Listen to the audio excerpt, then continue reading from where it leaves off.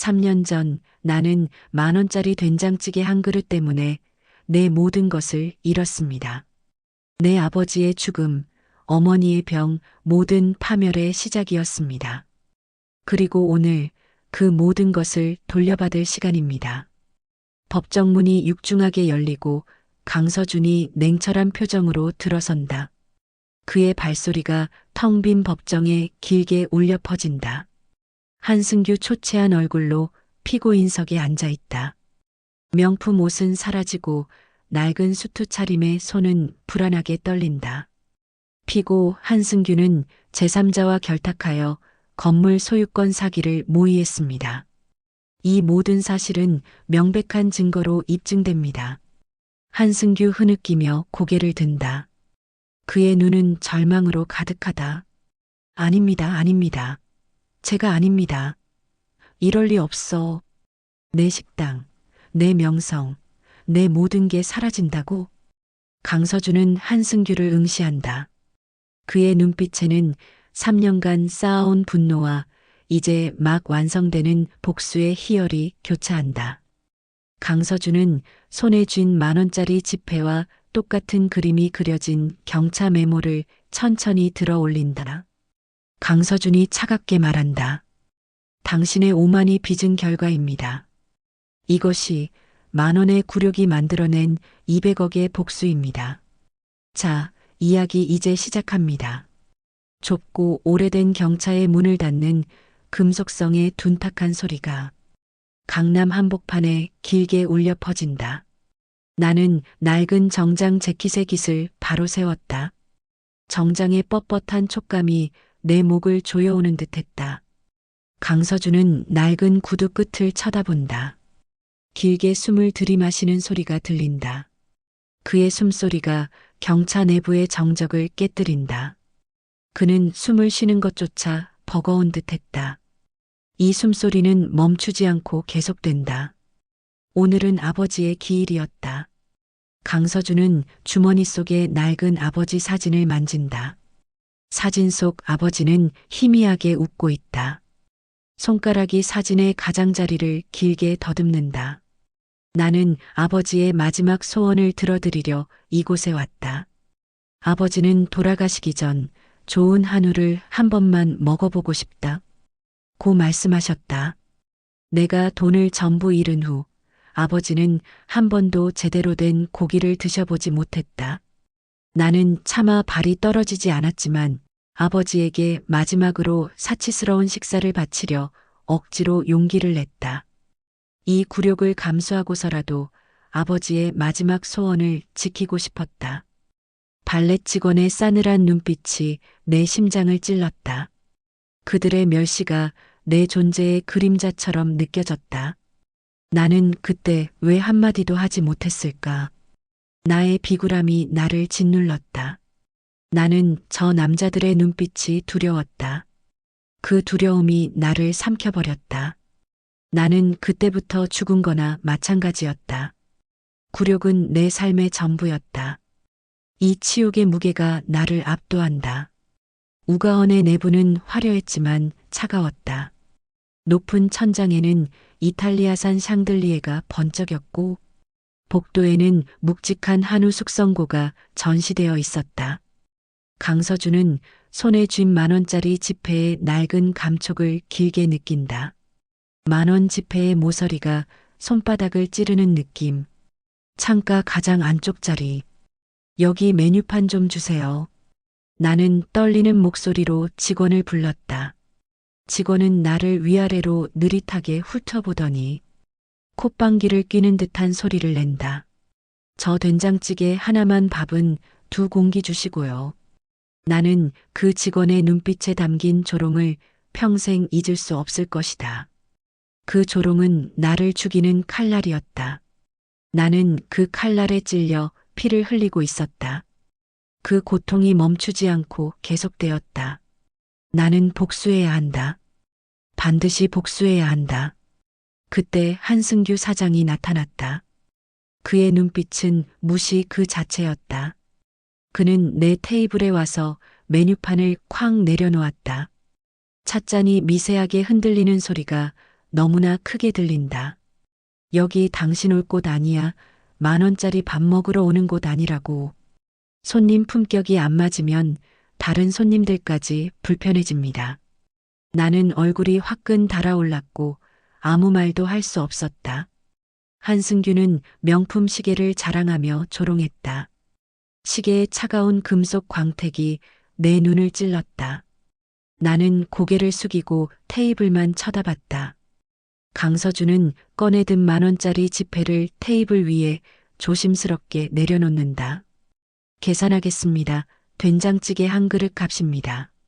나는 그 10,000원을 내려놓으면서 내 마지막 남은 자존심까지 내려놓는 기분이었다. 나의 전부를 바쳤다. 손님, 그리고 이거 가져가세요. 한승규는 테이블 위에 놓인 10,000원짜리 지폐를 손가락으로 튕기듯 밀어낸다. 지폐가 테이블 위에서 3초간 회전한다. 우린 이런 돈 받으려고 장사 안 합니다. 여기 당신이 와야 할 곳이 아니란 뜻입니다.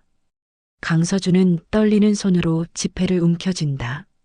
손톱이 손바닥을 파고드는 소리. 이 치욕의 감각이 30초간 이어진다. 나는 이 굴욕을 피할 수 없었다. 나는 테이블에 던져진 지폐를 보며 치욕을 느꼈다. 내 심장이 터져버릴 것 같았다. 나는 분노에 몸이 떨렸다. 몸의 떨림이 멈추지 않는다. 이 굴욕 내가 반드시 갚는다. 내 인생을 걸고 저 오만한 얼굴을 무너뜨리겠다. 식당을 나선 나는 경차 운전석 와이퍼에서 흰색 메모를 발견했다. 메모에는 여긴 임차인 전용 주차장입니다. 일반 고객은 공영 주차장 이용 바람이라고 쓰여 있었다. 이 메모의 냄새마저 치욕적이었다. 메모가 내 영혼을 찢어 놓았다. 강서준은 메모를 찢어 구긴 뒤 소리 없는 울음을 터뜨린다. 그의 억눌린 흐느낌 소리가 경차 내부를 1분간 채운다. 흐느끼는 소리는 멈추지 않고 분노와 슬픔이 뒤섞인 소리로 계속된다.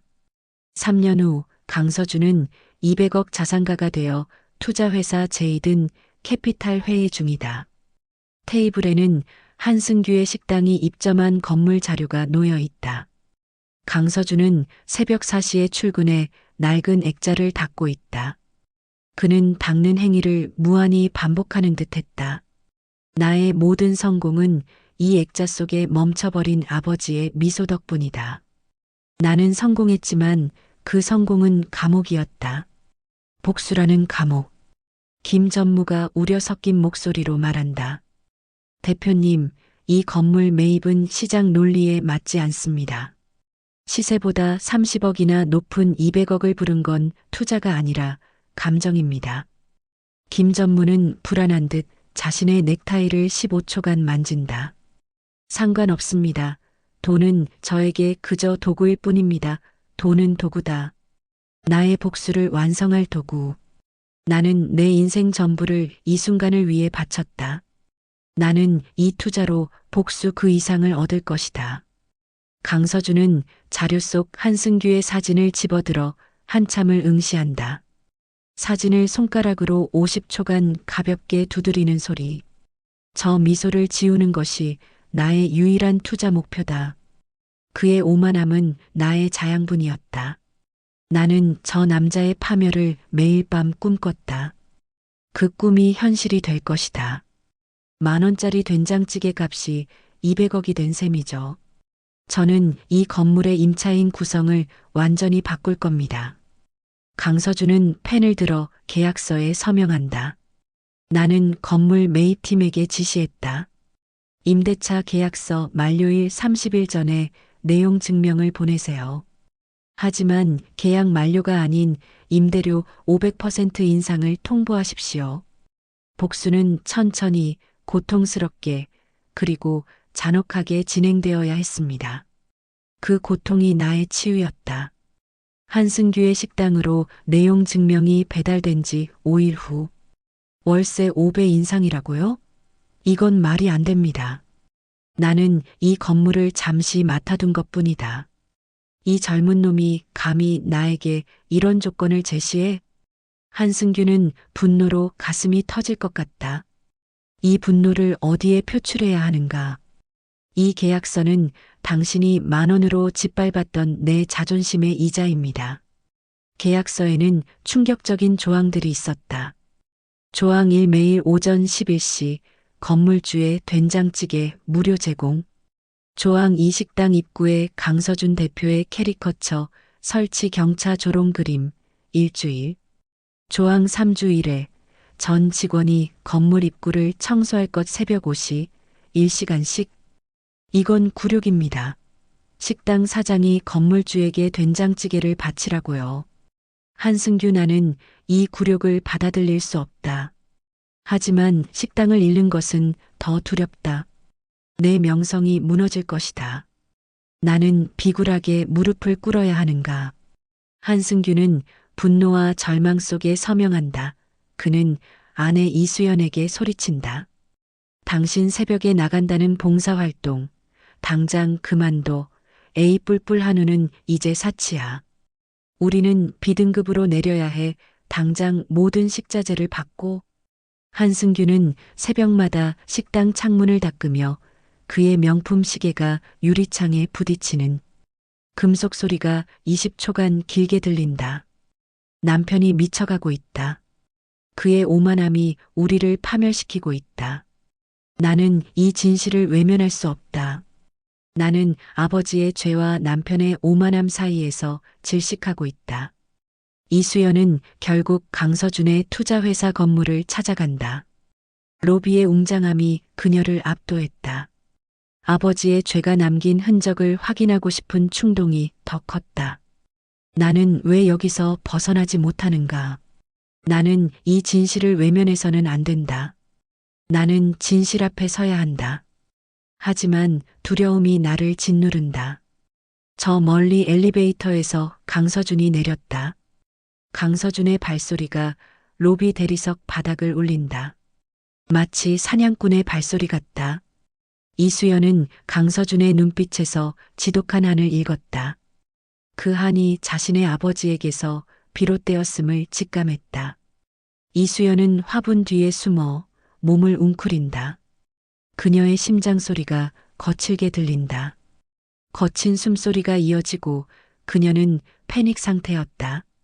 강서준의 복수에 휘말려 모든 것을 잃을까봐 몸을 숨겼다. 그녀는 비겁했다. 그러나 살고 싶었다. 그는 단 한 번도 주변을 돌아보지 않고 밖으로 나섰다. 이수연은 그가 사라진 후에야 로비를 뛰쳐나왔다. 저 사람 맞다. 아버지가 파멸시킨 그 사람. 내가 뭘 할 수 있을까? 이 모든 것이 운명적인 비극이다. 나는 남편에게 절대로 이 사실을 알리면 안 된다. 나는 이 비극을 혼자 감당해야 한다. 나는 이 죄의 대가를 치러야 한다. 한승규는 잔혹한 계약서의 조항을 이행하며 식당은 파탄 직전이다. 강서준은 매일 11시 식당에 나타나 된장찌개를 주문한다. 강서준은 된장찌개의 뜨거운 김이 자신의 얼굴을 감쌀 때까지 냄새를 맡으며 쳐다본다. 맛이 없어 보이는군요. 다시 끓여오세요. 이수연 씨가 직접 끓여오시는 건 어떻습니까? 나는 이 굴욕을 반드시 갚아줄 것이다. 나는 반드시 저놈의 건물을 다시 빼앗을 것이다. 내가 저놈을 끌어내릴 방법을 찾아야 한다. 복수만이 나의 살 길이다. 이수연이 봉사하는 강남 햇살 보육원. 이 보육원은 3년 전 익명의 독지가가 거액을 기부해서 세워진 겁니다. 이수연은 보육원 벽에 걸린 감사패를 손가락으로 더듬어 읽는다. 그녀의 손가락이 떨리는 소리, 떨림의 마찰음이 들린다. 익명의 기부자 이름 옆에는 강XX 여사의 영정 사진이 흐릿하게 있었다. 사진 속 여성은 강서준의 어머니와 너무나 닮아 있었다. 원장의 말에 따르면 기부자는 금융 사기로 모든 것을 잃은 후 남은 돈을 모두 이곳에 기부하고 돌아가셨다고 했다. 설마 내가 파멸시킨 가족의 어머니. 이 보육원은 내가 파멸시킨 가족의 피와 땀으로 세워진 거였어. 나는 이 죄를 어떻게 갚아야 하는가? 나는 매일 죄의 굴레 속에서 살았다. 나는 이 고통을 끝내야 한다. 강서준은 건물주의 사무실에서 한승규를 맞이한다. 한승규는 허리를 90도로 숙이며 땀을 흘린다. 땀이 셔츠에 스며드는 소리. 땀 냄새가 강하게 느껴지는 듯하다. 당신 그때 경차 말고 다른 차 없었잖아. 200억 자산가가 아직도 그 낡은 마티즈를 타는 게 말이 돼? 당신 이 모든 게 쇼지. 나는 속지 않아. 한승규는 끝까지 자신의 오만함을 버리지 못한다. 나의 복수가 정당하다는 증거다. 그의 눈은 오직 돈과 차의 가격만 본다. 한승규는 무릎 꿇고 오열한다. 바닥에 주먹을 쿵소리 나게 내려치고 굵은 눈물을 쏟아낸다. 그의 절규가 사무실의 차가운 대리석 바닥을 울린다. 절규하는 소리가 지속된다. 제발 식당만 살려주십시오. 제가 잘못했습니다. 제가 오만했습니다. 3년 전 저희 아버지께서 대표님 가족에게 투자 사기를 저질렀습니다. 강서준은 서류를 쥔 손을 부들부들 떤다. 손등의 혈관이 굵게 솟아오른다. 피가 거꾸로 솟는 듯한 거친 숨소리가 이어진다. 내 아버지는 그 일 때문에 심장마비로 돌아가셨습니다. 어머니는 충격으로 정신병원에 계세요. 파멸의 기억이 내 폐부를 찌른다. 이 여자를 죽여야 할까? 아니면 나는 저 여자의 눈동자에서 어머니가 정신병원에서 나를 바라보던 그 눈빛을 보고 있다. 희생자의 눈빛 복수심과 연민이 나를 갈라놓는다. 나는 어떤 선택을 해야 하는가? 이수연은 강서준의 발치에 엎드려 어깨를 떨고 흐느낀다. 지속되는 낮은 울음소리가 사무실에 가득 찬다. 흐느낌 소리가 점점 커진다. 강서준은 이수연에게서 어머니의 흔적에 대한 이야기를 듣고 깊은 혼란에 빠진다. 강서준은 한강변 벤치에 앉아 차가운 강바람을 맞는다. 바람 소리가 그의 귓가를 채운다. 그의 머리카락이 바람에 흩날린다. 그는 잠깐 하늘만 응시한다. 나는 그녀에게 복수할 자격이 있을까? 나는 이 복수로 나 자신을 구원할 수 있는가? 복수가 아닌 구원을 택해야 하는가? 이 끝없는 딜레마 나는 고통받고 있다. 강서준의 옛 파트너 윤태호가 한승규와 악수하는 모습이 창밖으로 보인다. 유리창 너머로 윤태호의 경쾌한 웃음소리가 희미하게 들린다. 강서준은 눈을 가늘게 뜬다. 당신의 남편은 지금 다른 사람과 손을 잡고 나를 무너뜨리려 하고 있습니다. 당신은 나뿐만 아니라 당신의 진심까지 이용당하고 있어요. 저는 당신에게 복수하지 않겠습니다. 하지만 한승규는 내 손으로 반드시 파멸시킬 겁니다. 강서준은 법률팀을 통해 이수연에게 조언한다. 이 지분을 이용해 한승규에게서 독립하고 소유권 분쟁을 시작하세요. 며칠 후 이수연이 한승규에게 이혼을 요구하는 과정에서 큰 싸움이 벌어진다. 한승규가 분노에 찬 목소리로 소리 지른다. 유리컵이 바닥에 깨지는 날카로운 소리. 깨진 유리 조각들이 튀는 소리가 15초간 이어진다.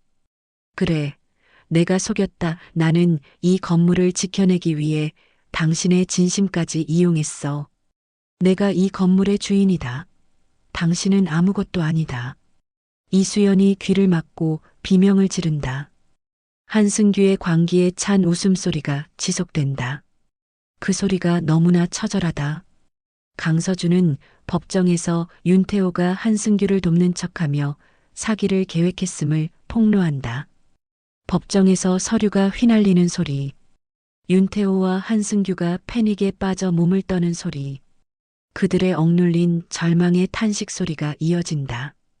법적 승리 후 한승규는 모든 것을 잃고 식당을 떠난다. 한승규는 명품 시계와 낡은 경차 메모를 강서준의 사무실 앞에 던져둔다. 시계가 바닥에 부딪히는 둔탁한 소리, 시계가 미세하게 굴러가는 소리가 이어진다. 이수연은 강서준에게 찾아와 건물 지분을 양도한다. 대표님, 이 건물 지분 50%를 전부 대표님께 양도하겠습니다. 이걸 팔아 아버지의 죄를 갚아주세요. 강서준은 법적 절차를 거쳐 이수연에게 매매 대금 100억을 지급한다. 이수연 씨, 당신은 당신 아버지의 죄를 이미 충분히 갚았습니다. 이 돈은 당신이 새로운 삶을 시작할 권리입니다. 강서준은 건물 전체를 금융 사기 피해자 구제재단에 기부한다. 계약서에 펜이 긁히는 소리가 30초간 길게 이어진다. 나는 200억을 잃었지만 10,000원의 굴욕에서 벗어났다. 돈으로 살 수 없는 진정한 자유였다. 나의 복수는 나를 구원했다. 나는 이제야 비로소 숨을 쉰다. 이수연은 100억 중 남은 돈으로 고향 소도시에 작은 레스토랑을 연다. 된장찌개 끓는 구수한 소리가 들리고 강서준은 경찰을 몰고 한강변을 달린다. 두 사람 모두 복수와 파멸 끝에서 성찰과 자유를 얻었다.